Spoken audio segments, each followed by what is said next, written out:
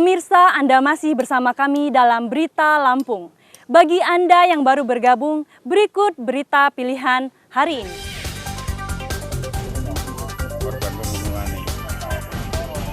Seorang remaja putri di Kalirejo, Pesawaran ditemukan tewas diduga akibat dibunuh di perkebunan karet.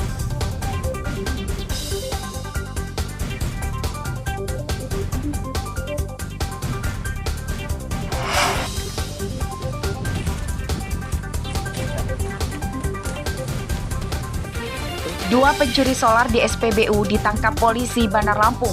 Tersangka memakai mobil berisi tandon berkapasitas ribuan liter.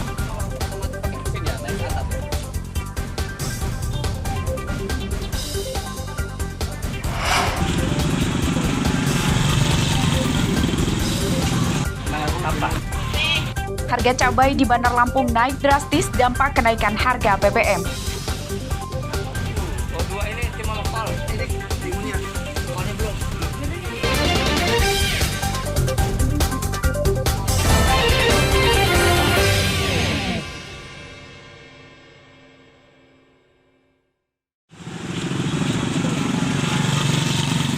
Kenaikan harga BBM mulai berdampak pada naiknya harga bahan kebutuhan pokok. Yang paling signifikan adalah harga cabai, seperti terpantau di Pasar Baru Teluk Betung Timur, Bandar Lampung, Selasa pagi. Harga cabai merah naik Rp22.000 per kilogram, dari Rp60.000 kini Rp82.000.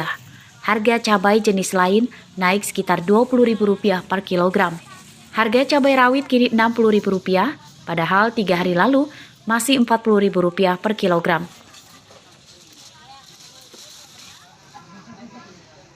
Kenaikan harga cabai dikeluhkan pedagang sebab jumlah pembelian dari masyarakat berkurang drastis. Hal itu juga menyebabkan omset pedagang menurun. Apa nih Pak? Cabai bawang mulai naik.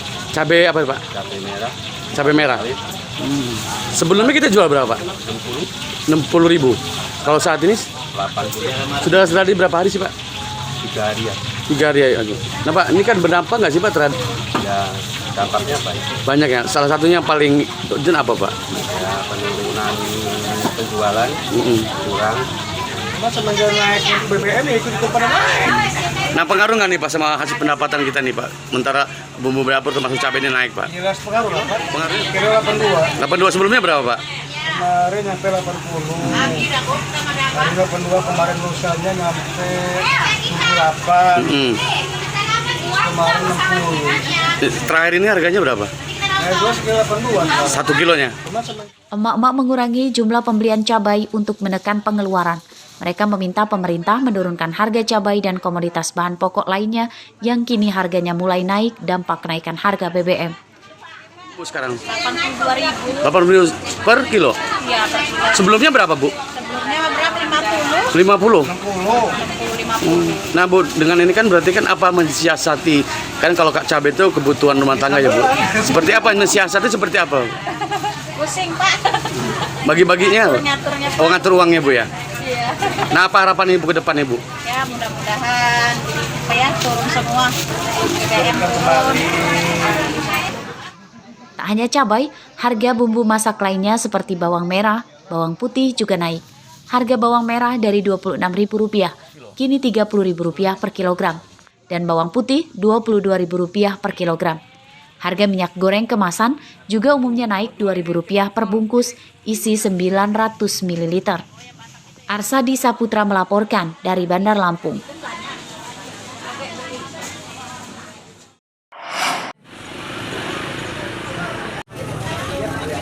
24.000 lebih warga Lampung Barat mulai menerima bantuan pangan non-tunai atau BPNT. Bansos itu diberikan untuk 2 bulan dan penyalurannya melalui warung elektronik atau e-warung yang sudah ditunjuk Kementerian Sosial. Penyaluran BPNT pada Selasa siang itu untuk bulan Juni dan Juli 2022. Sementara untuk Agustus dan September masih menunggu surat keputusan dari Kementerian Sosial. Penyaluran BPNT di Lampung Barat salah satunya di Desa Sukarame, Kecamatan Balik Bukit. 333 warga di desa ini menerima bansos senilai Rp200.000 per bulan yang dikonversi menjadi beras, buah, kentang, kacang hijau, dan telur. BPNT. Iya. Apa aja Bu yang dibagi? Alhamdulillah dapat dari bulan Juni-Juli beras 20 kilo, telur 2 karpet, ini ya, kacangnya 2 bungkus, sama jeruknya 2 kantong. Kalau khusus di Pekon ini jumlahnya 333 KPM. Untuk Kabupaten Lampung Barat Bu? Kalau untuk Kabupaten Lampung Barat itu ada sekitar 24.000 ya. 4.000. Pembagian ini apa aja Bu? Pembagian ini sembako ya, diantaranya ada beras, telur, kemudian kacang hijau, jeruk, dan kentang. Warga berharap BPNT tidak terputus sebab biaya hidup semakin sulit, apalagi kenaikan harga BBM berimbas pada naiknya harga bahan pokok. Program Bansos dari Kementerian Sosial berupa bantuan pangan non-tunai melalui warung elektronik yang sempat dihentikan pada awal 2022 lalu karena menimbulkan polemik, karena barang yang diterima warga tidak senilai uang 200.000. Kemensos saat itu akhirnya menggantinya dengan uang tunai yang disalurkan melalui kantor pos. Namun mulai Juni penyaluran bansos BPNT dikembalikan seperti semula berupa bahan pokok. Rosandi melaporkan dari Lampung Barat.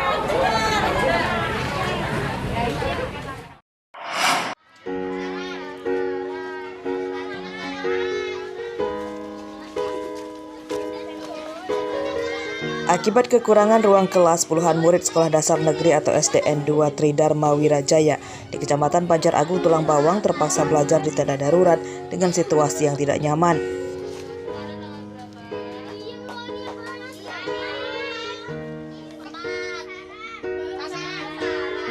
Tenda dibuat di lahan parkir sekolah serta terbuat dari tiang kayu, dinding plastik, terpal, serta lantainya yang masih tanah juga ditutup plastik. Kondisinya jauh dari kata layak, karena kalau hujan air akan masuk ke dalam tenda. Saat hujan kegiatan belajar mengajar dihentikan.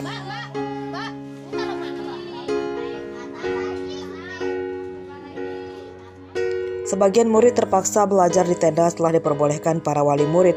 Sekolah kekurangan kelas karena jumlah murid bertambah serta ada beberapa ruang kelas yang rusak. 2 bulan. Kalau hujan gimana? Banjir sini. Tapi tetap semangat belajar.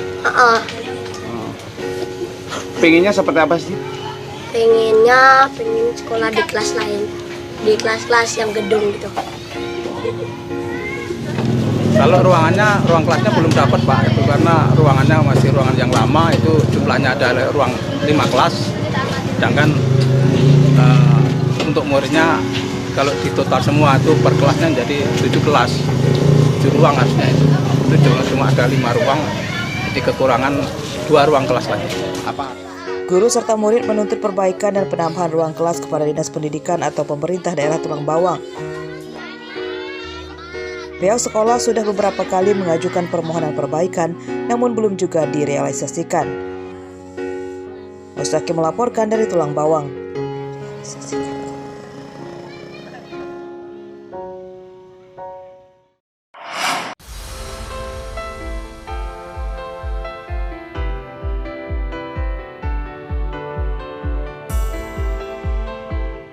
Sebuah gerai pencucian sepeda motor di Bandar Lampung tampak berbeda dari biasanya. Hal itu karena pekerjanya adalah para penyandang disabilitas yang mengalami kesulitan untuk berbicara. Namun pelanggannya cukup ramai.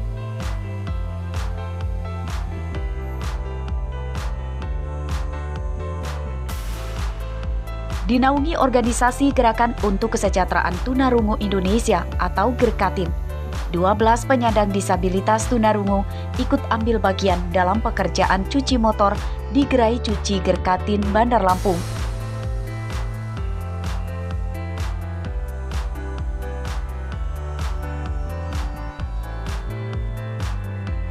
Mereka bekerja dengan membagi tugas dan mampu mengerjakan tugasnya cukup baik.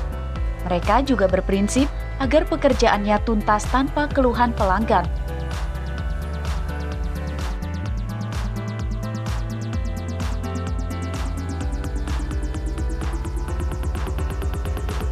Berkomunikasi dengan caranya sendiri tidak menjadi kendala bagi mereka.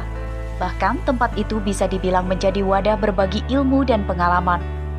Tak perlu takut memulai berkomunikasi dengan mereka karena banyak cara bisa dilakukan, misalnya dengan menuliskan pesan.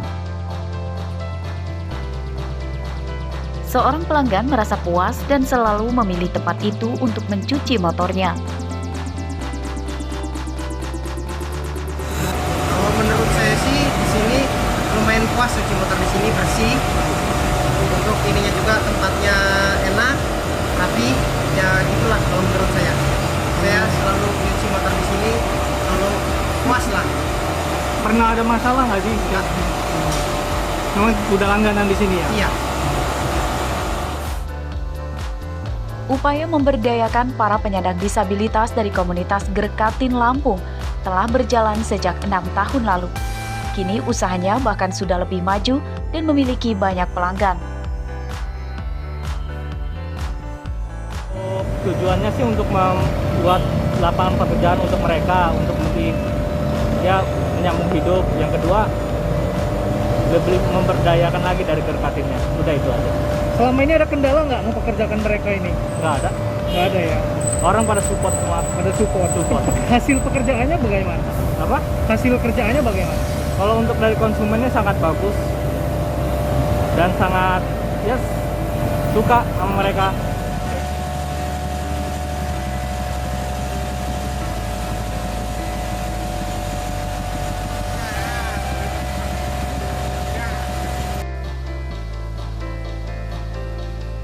Mereka juga ingin menyampaikan pesan, meski memiliki keterbatasan, tapi juga mampu diberdayakan seperti warga lain pada umumnya. Andri Kurniawan melaporkan dari Bandar Lampung.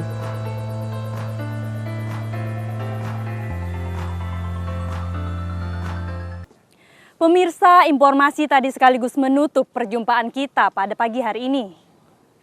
Saya Ine Hermayani beserta seluruh redaksi yang bertugas berterima kasih. Selamat beraktivitas kembali. Sampai jumpa.